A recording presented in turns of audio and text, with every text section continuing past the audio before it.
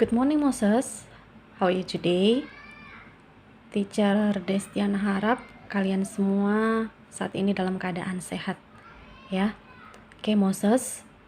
Sebelum kita mulai belajar, kita satukan hati kita bersatu di dalam doa. Terima kasih Tuhan buat penyertaan Tuhan bagi kami sampai saat ini. Kami masih diberikan kesehatan. Ya Tuhan, sebentar lagi kami akan memulai pelajaran kami. Kiranya Engkau bukakan pintu hati dan pikiran kami agar kami dapat memahami pelajaran hari ini. Terima kasih Tuhan Yesus. Amin. Oke, Moses. Sekarang sama-sama kita buka bukunya di halaman 44. Ya. Tujuan pembelajaran kita hari ini, Moses, yaitu menyimpulkan gagasan, pikiran, pandangan, arahan atau pesan dalam pidato yang didengar atau dibaca. Ya. Jadi kamu bisa buka buku kamu di halaman 44. Perhatikan poin B, ya. Moses,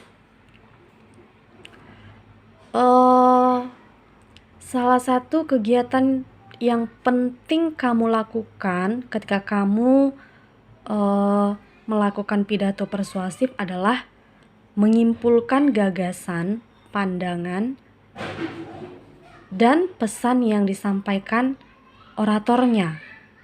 Nah, Moses, kegiatan ini bisa menjadi salah satu cara untuk membuktikan bahwa kamu itu benar-benar memahami isi pidato yang kamu simak, ya. Nah, di halaman 44 sampai halaman 45, Moses, di sana ada sebuah teks pidato, ya. Nanti kamu silahkan baca di rumah masing-masing pidatonya. Nah, setelah kamu baca pidatonya, Moses, bagaimana menurut kalian cara menyimpulkan isi pidato tersebut? Pasti ada langkah-langkahnya kan? Iya, pasti ada ya. Nah, hari ini kita akan belajar apa saja langkah-langkah menyimpulkan isi teks pidato persuasif, ya. Oke, perhatikan. Yang pertama, Moses, mendengarkan atau menyimak isi pidato, ya. Nah, ini merupakan langkah pertama yang harus kamu lakukan loh, Moses, yaitu mendengarkan, menyimak isi pidato dengan seksama. Agar mampu menyimak isi pidato dengan baik, Moses, kamu perlu membiasakan diri untuk memusatkan perhatian kamu pada isi pidato yang sedang kamu simak. Dan jangan sampai kehilangan konsentrasi loh dan kehilangan fokus atau pusat perhatian, karena ini dapat membuat pikiran kamu terganggu. Jadi jika kamu mendengarkan pidato secara langsung, Moses, jangan lupa untuk memperhatikan gerak-geriknya, roman, dan bahasa tubuh sang oratornya. Tujuannya apa, teacher? Kenapa kita harus memperhatikan gerak-gerik, roman, atau bahkan bahasa tubuh seseorang yang berpidato? Jadi ini maksudnya agar kita itu benar-benar dapat menangkap dan memahami setiap kata yang disampaikan oleh orator atau orang yang berpidato, ya. Ini yang pertama. Lalu yang kedua, menentukan topik pidato, ya.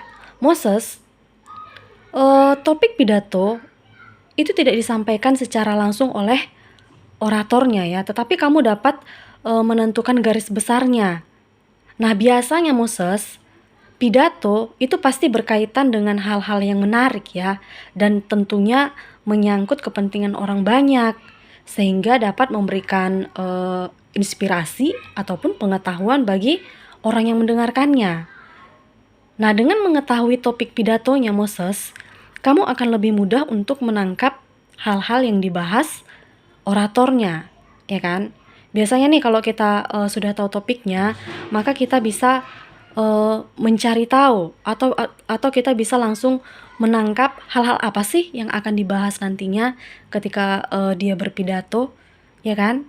Ya, itu yang poin kedua. Lalu yang ketiga, mencatat butir-butir penting dalam pidato. Ya, Moses. Seperti yang sudah diketahui bahwa pada saat kita menyimak pidato, kita kan nggak bisa kehilangan fokus atau pusat perhatian kita ya. Dan memang kita harus benar-benar konsentrasi agar kita itu mampu menangkap maksud yang akan disampaikan oleh oratornya atau si orang yang berpidato. Nah, Moses, ketika kalian menyimak seseorang berpidato, jangan lupa untuk mencatat butir-butir penting yang disampaikan oleh oratornya. Kenapa? Karena catatan kamu ini akan sangat bermanfaat ketika kamu hendak menyimpulkan isi pidatonya, ya.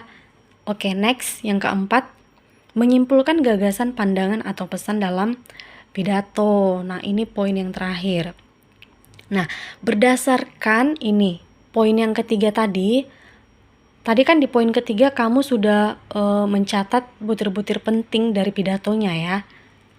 Iya, jadi kamu bisa merumuskan dari poin ketiga ini, kamu bisa merumuskan simpulan gagasan, pandangan, atau pesan pidato yang disampaikan oleh oratornya atau seseorang yang berpidato.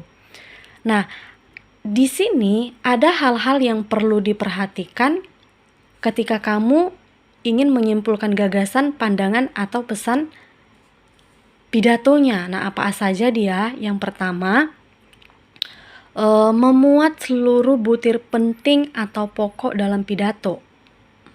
Ini ya. Hal-hal yang perlu diperhatikan dalam menyimpulkan gagasan, pandangan, atau pesan pidato. Jadi ada 3 ya, Nak. Yang pertama, memuat seluruh butir penting dalam pidato. Jadi ini maksudnya semua poin-poin penting yang terdapat, yang tadinya sudah kamu catat berdasarkan pidato yang sudah kamu dengarkan, maka itu harus kamu masukkan ketika kamu ingin membuat atau ketika kamu ingin menyimpulkan isi pidato. Oke. Lalu yang kedua, tidak menyimpang dari isi pidato. Nah, ini sudah pasti ya. Jika kesimpulan yang kamu buat itu tidak sesuai dengan isi pidatonya, maka itu sama artinya bahwa kamu tidak menyimak pidatonya. Ya, Moses. Oke, yang ketiga, bukan ringkasan pidato tetapi penafsiran pendengar terhadap hal yang disampaikan. Ini maksudnya bukan ringkasan pidatonya yang kamu buat, tetapi bagaimana penafsiran pendengar terhadap hal yang disampaikan oratornya atau orang yang berpidato. Ya. Nah, untuk contohnya Moses, kamu bisa perhatikan di halaman 46 sampai halaman 48.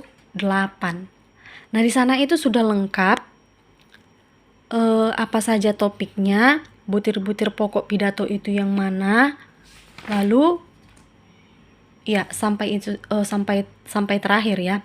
Nah, berdasarkan butir-butir pokok atau penting dalam teks pidato tersebut, Moses, kamu bisa merangkainya menjadi beberapa kalimat yang ringkas sehingga dia menjadi sebuah kesimpulan. Ya. Jadi kesimpulan pidato yang ada di halaman 46 sampai halaman 48 itu kesimpulannya ada di halaman 48. Nanti kamu bisa lihat masing-masing ya. Teacher hanya akan bacakan sedikit. Kesimpulannya, sudah saatnya kita memperkokoh dan memperkuat nilai kerukunan, persatuan, dan kesatuan di tengah keanekaragaman budaya. Kita perlu mewaspadai berbagai berita bohong yang dapat merusak nilai-nilai kerukunan. Keanekaragaman budaya harus kita jadikan sebagai sarana untuk memperkokoh persatuan dan kesatuan bangsa. Nah, itu merupakan kesimpulan yang dibuat berdasarkan butir-butir pokok penting yang diambil dari pidato yang ada di halaman 46 sampai 48 tadi. Ya, Moses. Oke. Untuk feedback kita hari ini, Moses, itu ada di halaman 48 sampai 50, tepatnya di aktivitas 3 nomor 3, hanya poin A, B, dan C.